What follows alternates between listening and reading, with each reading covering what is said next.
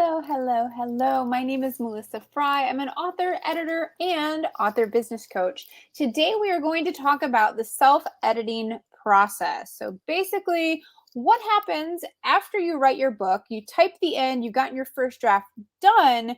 What do you do after that? So we're going to talk about that today. And we're also going to go over why it's important, because you may not have heard of this before, might be all new to you, or maybe you've heard of it and you know you need to do it, but you're not quite sure how that all fits in. We're going to talk about all of it today. So there are a lot of things that go into the self-editing process. There are a lot of steps, a lot of things you can look for. So we're going to do an overview here. But first, let's talk about why you need to self-edit your book. Number one, your first draft is not supposed to be perfect. It's not supposed to be cleaned up. It's not supposed to be like the best thing ever, right? So it's not going to be up to publishing standards. You actually want to clean it up in the editing process so that readers will feel like they're reading an actual published book where work has been put into it to make sure that it is the best possible version it can be. And that's number two. You want to present your best book possible. Now, number three is it gives your book the best chance to get those glowing reviews, to get the 5 stars, hopefully, because people not only love your story, and that's part of what you'll do in the editing process, the self-editing process, but you also want to make sure they're not distracted by things like bad grammar and missing punctuation and things like that. So all of that goes into the self-editing process. Okay, so now you know why you need to self-edit your book. Let's talk about the self-editing process itself.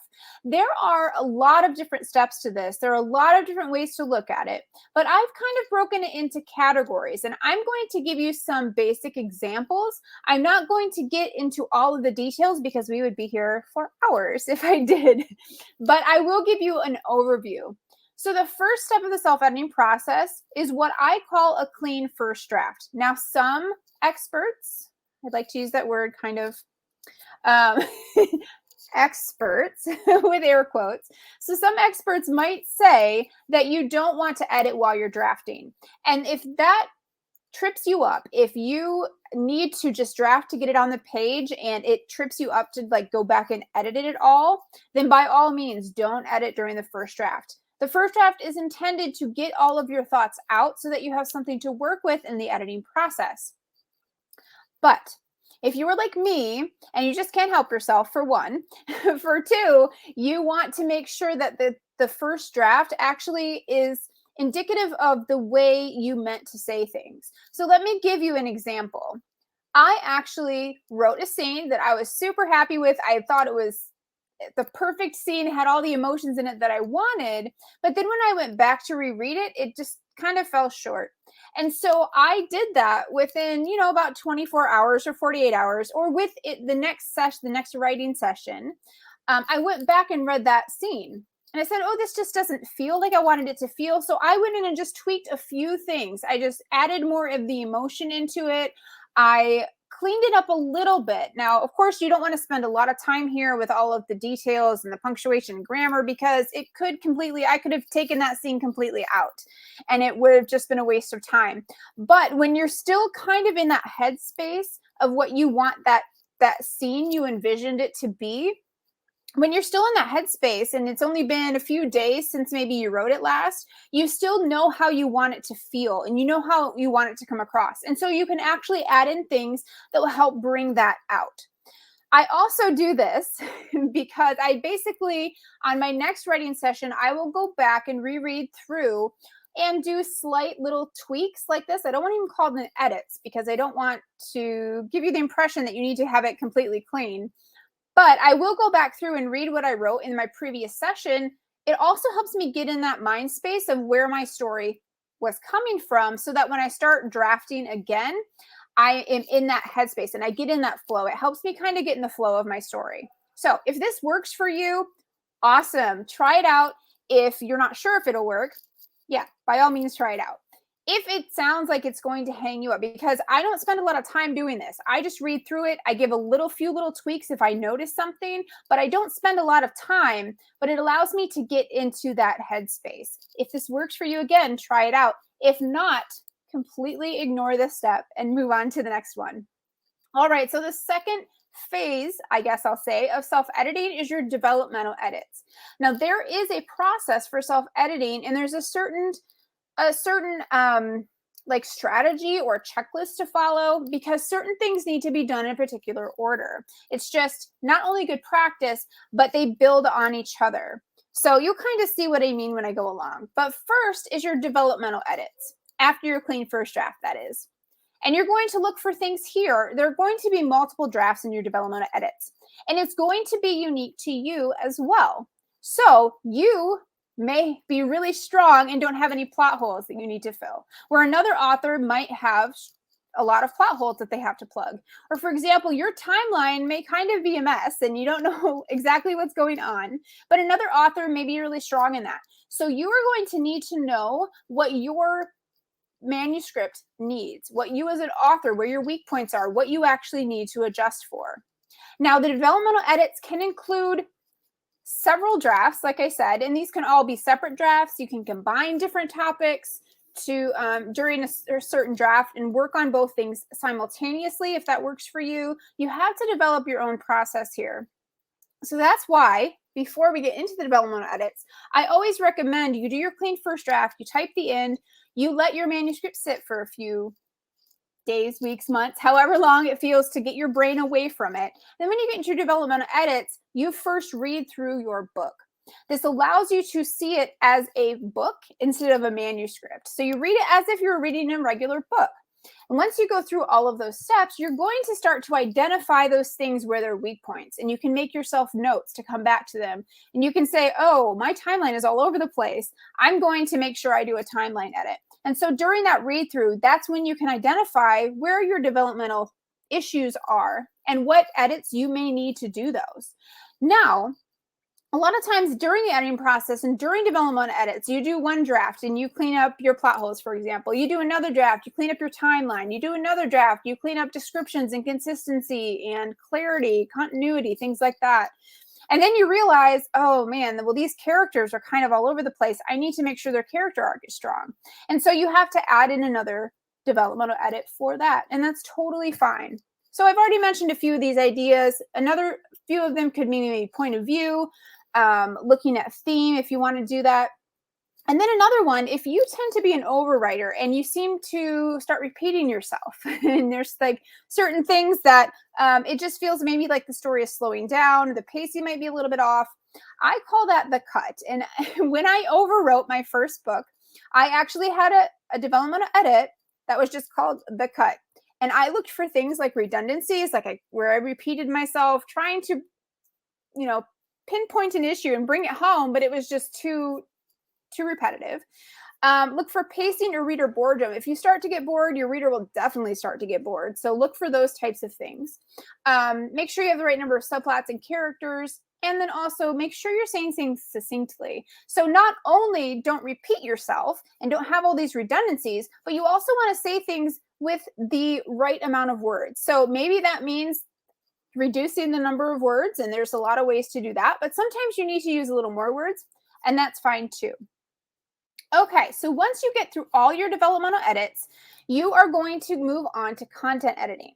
Now, a little note here, a lot of authors do specialize in content editing, copy editing, proofreading. And so if this is not your specialty, you can definitely pass it off to a professional editor here.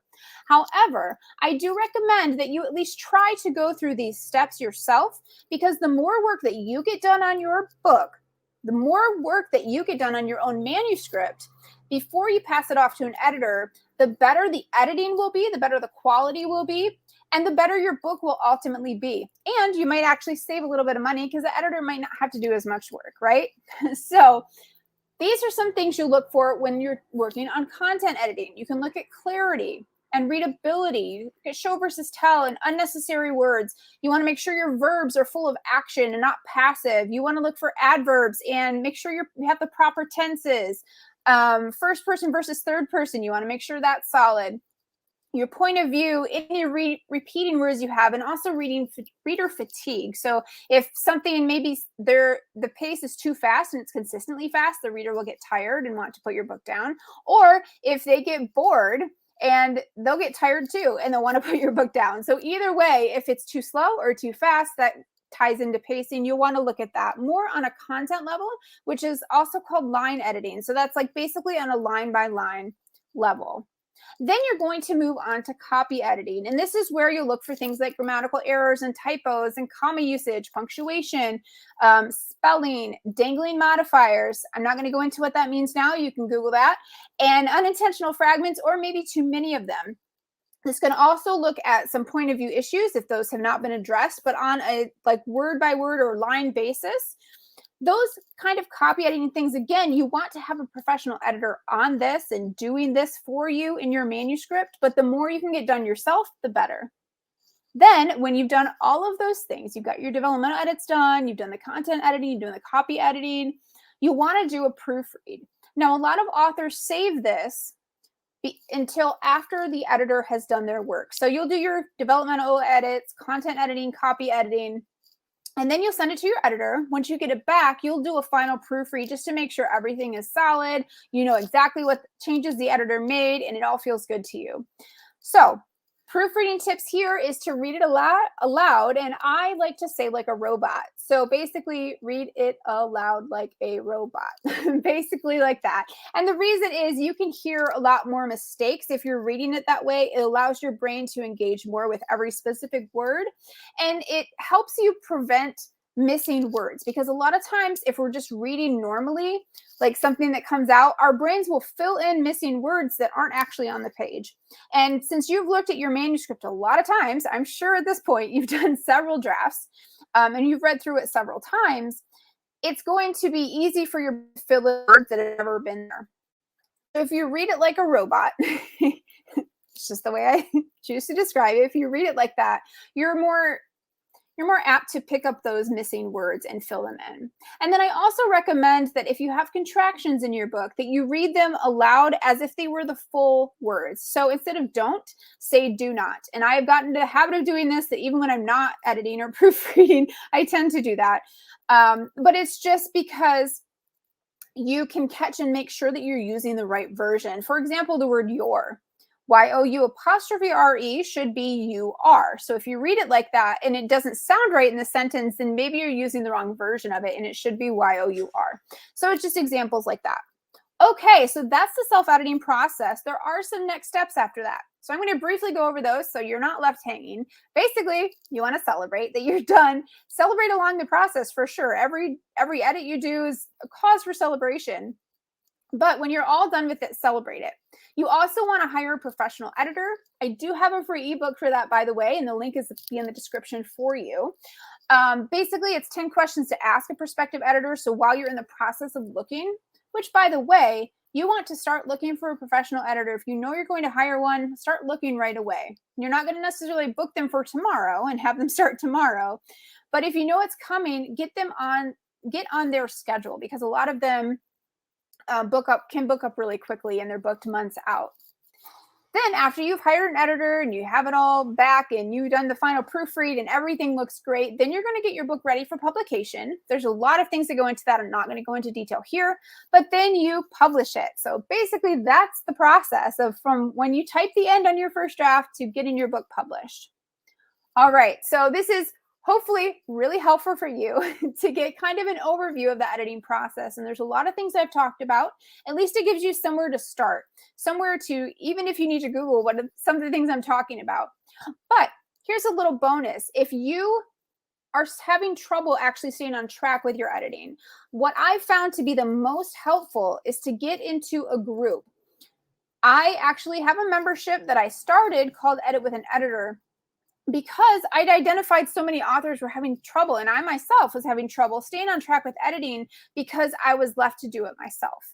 And the Edit with an Editor membership allows you to have accountability and support while you're actually editing. And we do editing sprints where basically we jump on, we talk about our books, work through issues together, and then we actually do editing on the call. So we do like a 15-minute sprint where we start a timer and we all work on our books together at the same time. It's really helpful to actually get the accountability that you need, to get the motivation to actually do it, and then to show up to those lives, because then we've got actually, things going on. And we've got a time dedicated to doing the work, to actually editing our books. If you don't want to join the membership, totally fine. You can actually get a plan together yourself and get steps in place to stick to that plan. So there's always a ways to keep yourself accountable for that, to get your editing done. All right, well, thank you so much for watching. I know there was a lot involved here. I know there's a lot of things going on, but hopefully that gives you a great overview of the self-editing process. If you'd like to join the membership, the link to that is below as well. And I would love to see you here on my channel. I post videos just about every Friday, and we talk all about the writing, editing, and publishing process. So be sure to subscribe if you're interested. Again, my name is Melissa Frey. I'm an author, editor, and author business coach, and I can't wait to see you later. Bye.